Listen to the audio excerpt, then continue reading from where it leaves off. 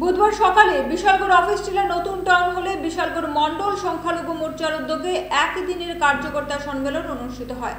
এই সম্মেলনে সংখ্যালঘু মোর্চার রাজ্য সভাপতি তার বক্তব্যে বিরোধী দলগুলির সমালোচনা করেন।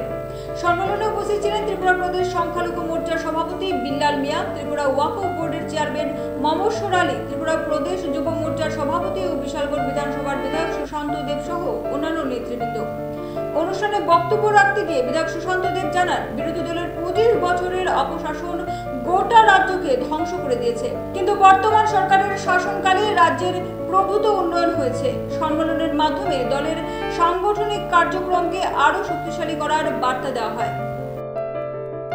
আমি সব কাজ করে নিয়েছি, আমি বলবো না আমাদের সরকার সব কাজ করে নিয়েছে। 25 বছরের সিপিএম এর অপশাসন, কংগ্রেসের জুট আমল এই রাজ্যটাকে, এই বিশালগড়টাকে ধ্বংস করে দিয়েছিল।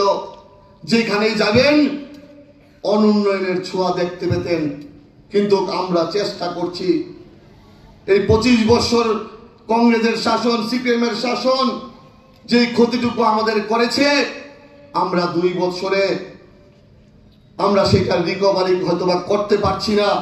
কিন্তু আমি দায়িত্ব নিয়ে বলছি, আমি যদি মানুষের জন্য কাজ করতে পারি তাহলে আগামীতে আপনাদের কাছে ভোট চাইতে যাইব। যদি কাজ না করতে পারি ভোট চাইতে যাইব না, এটা আমি দায়িত্ব নিয়ে বলছি। আমরা প্রত্যেকে মিলে আমাদের এই স্বপ্নের বিশালগড়কে আমরা সর্বশ্রেষ্ঠ বিশালগড়ে পরিণত করব। আমাদের বিশালগড় থেকে দেখে যেন গোটা রাজ্য দেখে বিশালগড়ের সংখ্যালঘুরা ভারতীয় জনতা পার্টির পাশে আছে, বিশালগড়ের সংখ্যালঘুরা সুশান্ত দেবের পাশে আছে। আমরা যেন সবাই মিলে হাতে হাত রেখে আমাদের এই স্বপ্নের বিশালগড়কে যেন আমরা এই রাজ্যের মধ্যে একটা শ্রেষ্ঠত্বের জায়গায় নিয়ে যেতে পারি, সেই লক্ষ্যে আমরা সবাই মিলে কাজ করব।